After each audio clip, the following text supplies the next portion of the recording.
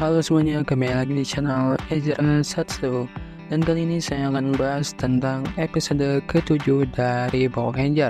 Jadi episode ke-7 ini adalah episode yang akan menceritakan tentang para Power Ranger yang akan bertemu lagi dengan klan Jaryu.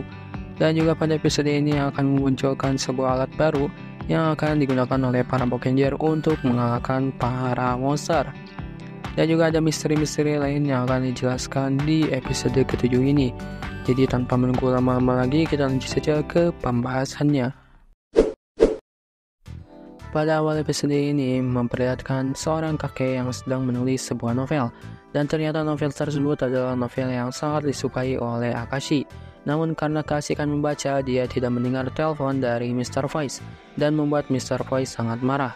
Dan ternyata Mr. Voice menelpon Akashi ingin memberitahukan kalau suku Jaryu telah kembali dan berusaha mengambil Precious. Dan Akashi sudah menduga kalau Ryumon, yaitu pemimpin suku Jaryu, masih hidup dan akan kembali lagi. Namun Mr. Voice menjelaskan kalau sinyal dari suku Jaryu itu masih belum bisa dipastikan apakah itu benar-benar adalah suku Jaryu atau bukan. Dan para Power Ranger ditugaskan untuk mencari tahunya. Dan saat sampai, mereka melihat banyak mayat dari para Croucho suku Jaryu. Dan juga terlihat ada beberapa Croucho yang sedang bertarung satu sama lain dan membuat para Power Ranger keheranan. Lalu tiba-tiba Ryumon muncul dan memberitahukan kalau mereka ini sedang melakukan sebuah ritual dan tidak boleh diganggu oleh siapapun. Lalu tersisalah satu Croucho yang bisa bertahan, dan setelah itu Ryumon memberikannya kekuatan, dan monster itu pun berubah menjadi monster kuat bernama Daijaryu, dan bentuknya itu seperti naga. Dan di sini Daijaryu pun menyerang para Power Ranger. Lalu setelah itu Ryumon dan juga Daijaryu pun pergi menghilang entah kemana. Lalu Akashi menyadari kalau semua kejadian yang ia lihat itu sama persis seperti yang ada di novelnya. Lalu Akashi menemui sang penulis, yaitu Jimon Kagawa. Namun Jimon Kagawa enggan memberitahu kemiripan cerita novelnya dan juga kejadian yang sedang dilakukan oleh para suku Jaryu lakukan. Dan Pak Kagawa malah memberikan Akashi buku yang sudah ia tanda tangani. Lalu Akashi pun pergi tanpa membawa informasi apapun. Lalu pada saat Akashi sedang berada di tempat penulis, para Power Ranger sedang berusaha menguji sebuah alat baru, yaitu sebuah senjata bernama Dual Crusher. Namun senjata itu tidak dapat dikendalikan oleh para Power Ranger. Lalu Pak Morio memberitahukan kalau senjata ini bisa ditaklukkan jika menggunakan Axel Tector. Namun Axel Tector itu harus menggunakan sebuah Precious bernama Skala Salamander. Dan Akashi sangat kaget karena nama Precious itu juga ada dalam novel miliknya. Lalu para Power Ranger pergi ke tempat Precious itu berada, karena Akashi mengetahui kalau Ryumon pasti akan mengambilnya. Dan ternyata benar, Ryumon dan juga Daijaryu berusaha mengambil Skala Salamander itu. Namun mereka digagalkan oleh para Power Ranger. Dan karena Akashi sudah membaca novelnya, dia menjadi tahu kelemahan dari para klan Jaryu dan juga Ryumon. Dan di sini Ryumon juga terheran-heran kenapa Akashi bisa tahu apa yang akan suku Jaryu lakukan, padahal itu hanya sebuah buku biasa. Namun bisa mengetahui kejadian di masa depan atau kejadian yang akan dilakukan oleh para suku Jaryu. Lalu Ryumon memilih mundur dari pertarungan dan membawa Precious Skala Salamander itu. Lalu para Power Ranger pun menyadari kalau buku itu bukan buku biasa.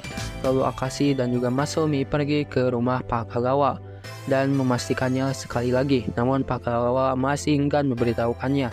Dan alasannya itu karena Pak Kagawa tidak mempercayai pahlawan. Karena dari dulu pahlawan selalu tidak bisa menyelamatkan semua orang.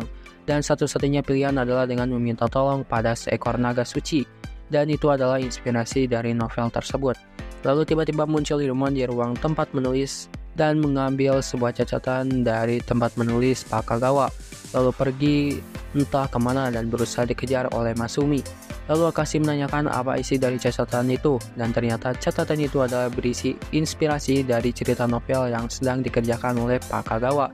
Dan semua isi novel adalah novel yang diambil dari catatan yang diambil oleh Ryumon tadi. Dan ternyata catatan itu adalah catatan yang sudah ada selama beberapa juta tahun yang lalu. Dan catatan itu dibeli oleh Pak Kagawa di sebuah toko barang antik.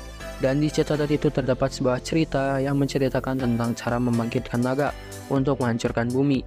Lalu Pak Kagawa memberikan salinan dari catatan itu kepada Akashi. Lalu Akashi menyuruh seluruh Bokenger untuk mencari keberadaan Rimon, dan akhirnya mereka menemukan markas Rimon. Dan mereka berusaha mencegah Rimon membangkitkan naga tersebut. Namun Rimon muncul dan memperingati para Bokenger kalau naga itu akan segera lahir dari tubuh Jaryu. Lalu di sini melihat itu para Bokenger pun berubah menjadi Bokenger dan mereka pun bertarung melawan Rimon. Lalu beberapa Bokenger pergi untuk berusaha menghancurkan Daijaryu. Namun suhu Daijaryu sangat panas dan tidak bisa ditembus oleh Bokenger. Lalu para Bokenger pun memilih untuk memanggil mecha mereka. Lalu para Bokenger pun memanggil mecha dan menggabungkannya menjadi Daiboken. Lalu karena suhu Daijaryu sangat panas, para Bokenger pun memanggil mesin mixer dan menggabungkannya dengan Bokenger. Dan di sini Daiboken pun berubah menjadi Daiboken Mixer. Lalu Daiboken Mixer pun membuat bangunan di sekeliling Daijaryu supaya panas dari Daijaryu itu bisa ditahan oleh bangunan itu. Dan ternyata berhasil, ledakan dari Daijaryu itu berhasil dicegah oleh tembok yang diciptakan oleh Daiboken Mixer itu. Dan akhirnya Daijaryu berhasil dihentikan dan Rimon pun keheranan karena Daijaryu tidak berubah menjadi naga. Karena seharusnya Daijaryu berubah menjadi naga. Dan ternyata Precious Kala Salamander yang telah diambil oleh Ryumon untuk diberikan kepada Daijaryu itu berhasil diamankan oleh para Bokenger dan membuat Daijaryu tidak bisa berubah menjadi naga. Lalu para Bokenger pun bertarung melawan Daijaryu. Dan juga pada saat Bokenger bertarung, ternyata Pak Kagawa melihat pertarungan itu. Lalu setelah melumpuhkan Daijaryu, Boken Red menggunakan akses tektor dan memasangkan skala salamander di aksel tektor itu. Dan menggunakan dual crusher, yaitu senjata yang sudah diuji coba oleh para Bokenger tadi. Dan menggunakan mode mixer head untuk membekukan Daijaryu. Lalu mengubahnya menjadi drill head. Lalu Bokenger melakukan finishernya yaitu combination crush dan berhasil mengalahkan Daijaryu. Dan pertarungan pun berakhir. Lalu setelah pertarungan berakhir, Pak Kagawa memutuskan untuk tetap menulis supaya dia dapat menciptakan pahlawan dan petualang yang baru. Dan dia pun masih akan terus menulis sampai dia wafat.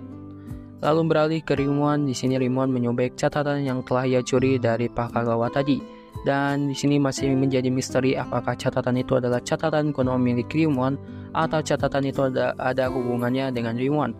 Namun masih belum dijelaskan di episode kali ini. Jadi kita tunggu saja penjelasannya di episode mendatang dari Bokenger ini.